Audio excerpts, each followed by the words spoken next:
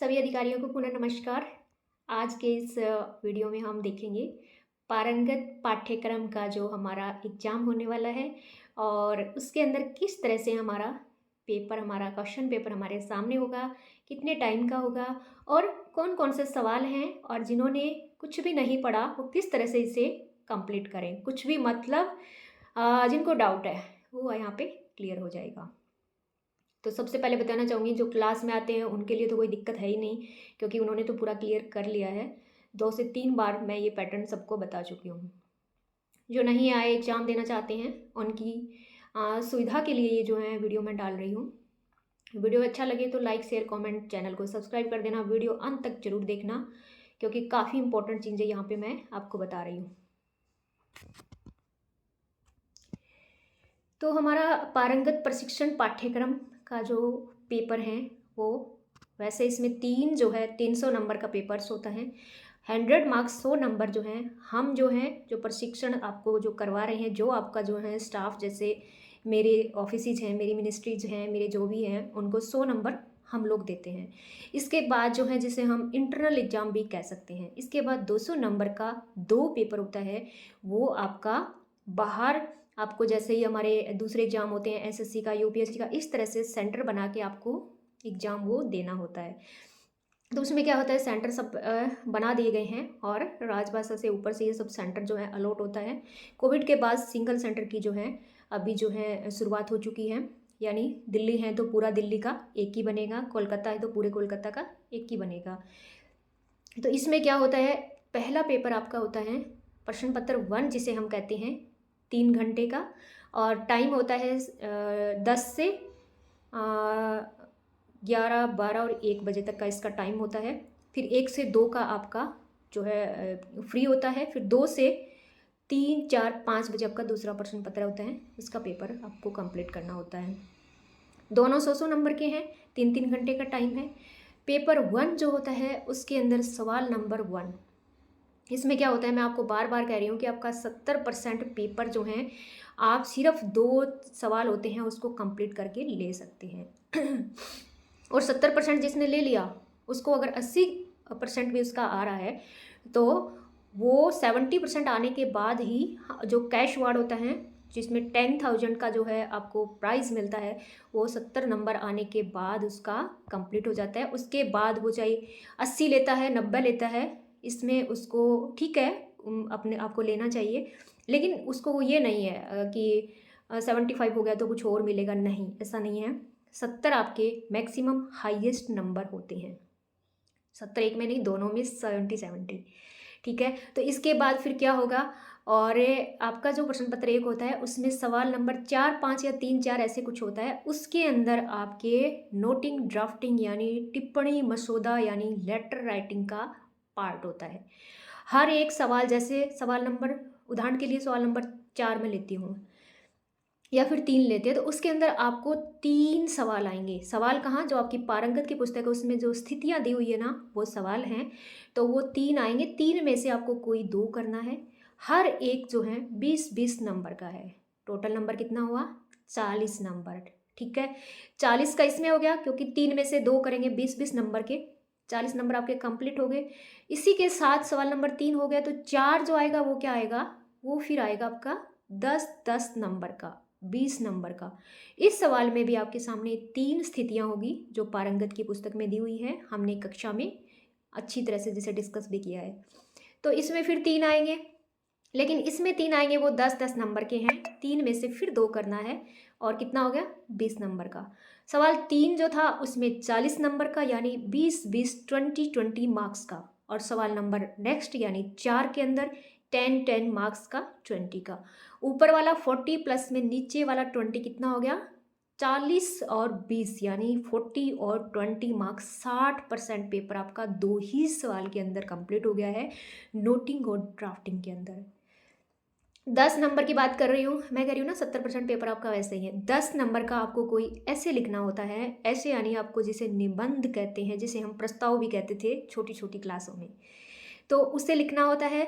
उसके अंदर प्लीज़ वाक्य लिखिए, ऐसे आएंगे 15 वाक्य लिखिए। हिंदी राजभाषा का जो है महत्व क्या है, या फिर आपकी जो प्रेजेंट में वर्तमान में कोई G20 इस तरह की कोई सिचुएशन चल रही है जो करंट के अंदर विषय हैं उन पे आएगा। तो मैं कहना चाहूँगी आप उसको पैराग्राफ में ना लिख करके आप उसकी जितने बोले हैं ना कि 10 लाइन में या 15 लाइन में लिखिए, तो उतनी लाइन में ही उसे लिखने का कष्ट करें। इसके बाद जो है 10 नंबर आपके ये कंप्लीट हैं, ठीक है। हो गया 70% पेपर आपके 3 सवाल में कंप्लीट हो रहा है। प्रस्ताव तो भाई कोई भी लिख सकता है, तो ये अच्छा हुआ। और इसके बाद रहता है 30% पेपर, 30% क्या होगा, 30% के अंदर आपका फर्स्ट आपका सवाल होता है, वो होता है कोई आपको 12 शब्द होते हैं, 12 शब्द हिंदी के आएंगे और लिखा हुआ आएगा निम्नलिखित शब्दों के अंग्रेजी पर्याय बताते हुए हिंदी वाक्य कार्यालयीन भाषा में प्रयोग करो। तो आपको क्या करना है, जैसे मैंने बोल दिया कोई आ गया हिंदी के वाक्य कोई भी ले लो, आप ले लो समायोजन ले लो, एडजस्टमेंट, तो हिंदी का समायोजन आपके सामने आ गया। इस तरह से 12 वाक्य होंगे जिसमें से आपको 10 करना होगा, 15-15 नंबर के होते हैं। तो आपको क्या होगा, आप वो 12 के 12 पूरे कीजिए, क्योंकि अगर 12 के अंदर आपके 10 सही हैं तो बीच में से आपको ये नहीं है कि पहले 10 ही चेक होंगे, आपका पूरा चेक होगा। आप सारे कीजिए, छोड़िए मत, क्योंकि 10 तो सही होंगे ही होंगे।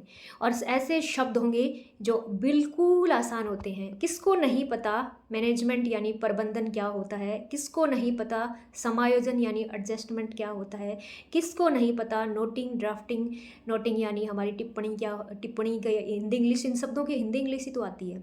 तो ये जो हैं ये ट्रांसलेट के हैं और फिर कार्यालयीन भाषा में प्रयोग करना है, यानी जैसे ऑफिस में प्रयोग करते हैं इस तरह का वाक्य बनाना है। अगर आपको कुछ भी नहीं आ रहा है, ऐसा होता नहीं है, सभी अधिकारी हैं, सबको आता है, फिर भी अगर आपको कुछ नहीं आ रहा है समझ में, तो वाक्य ज़रूर बनाइए, खाली मत छोड़िए। इसके बाद ये जो है ये 10 नंबर या 15 नंबर कौन नहीं लेगा, हर एक लेगा।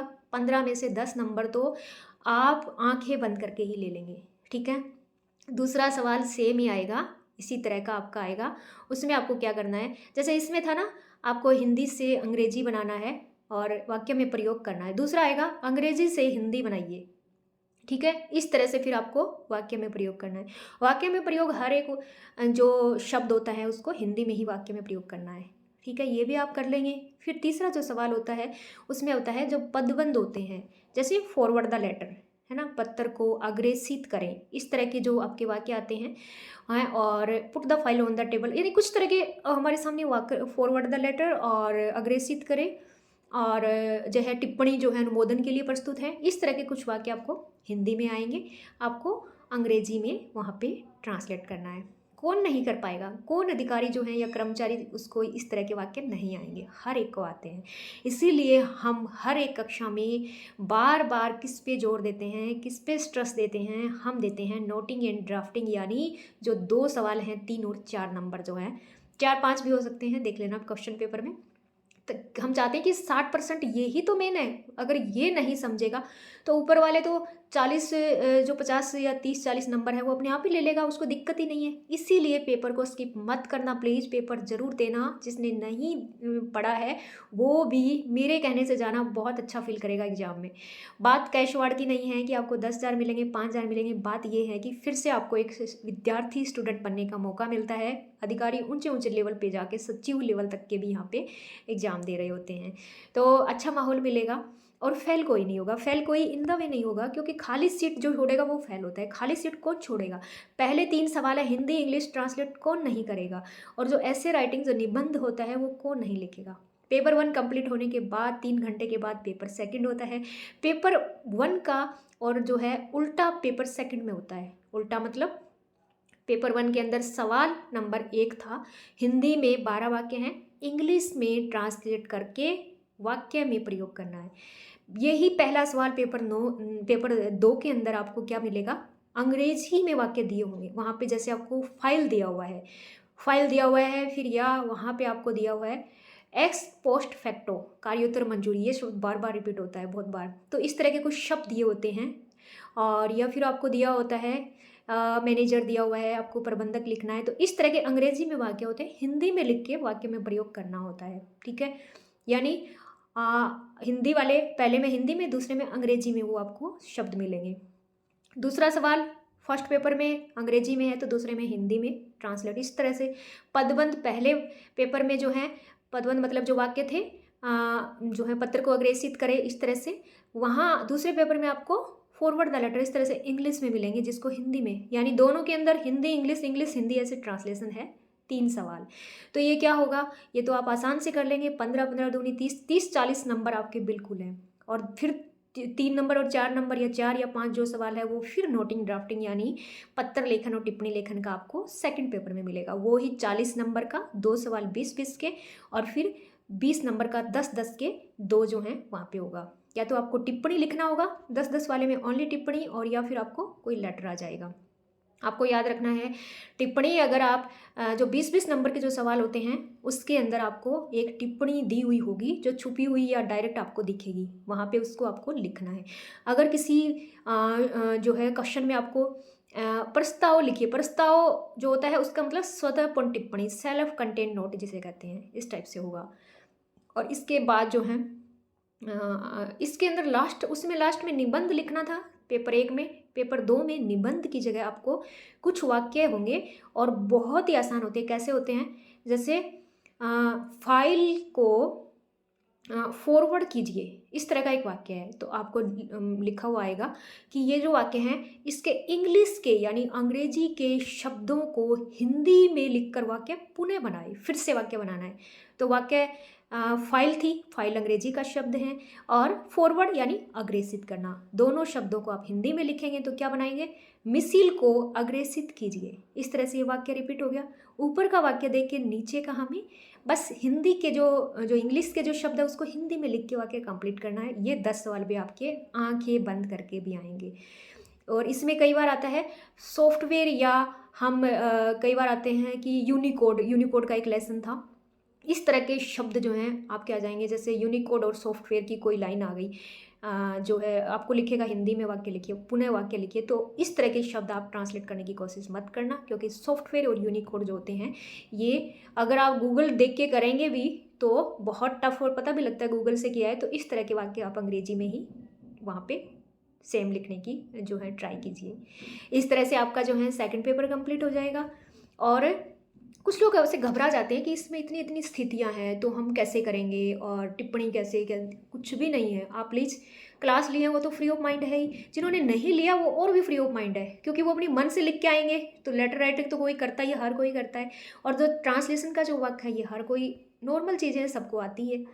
तो प्लीज़ पेपर को देना। वंस अगेन जो है सभी को बोल रही हूँ बेस्ट ऑफ लक। वीडियो अच्छा लगे लाइक शेयर कमेंट उन लोगों को ज़रूर शेयर कीजिए जो क्लासेस नहीं लिया है और जिनको डाउट है कि पेपर कैसे होता है। इसी के साथ फिर अगर आपका कोई सवाल है तो आप कमेंट बॉक्स में लिख सकते हैं, और मेरी ईमेल आईडी है mssingh SINGH मोनू MONU 308-308, यानी कोई स्पेस नहीं है,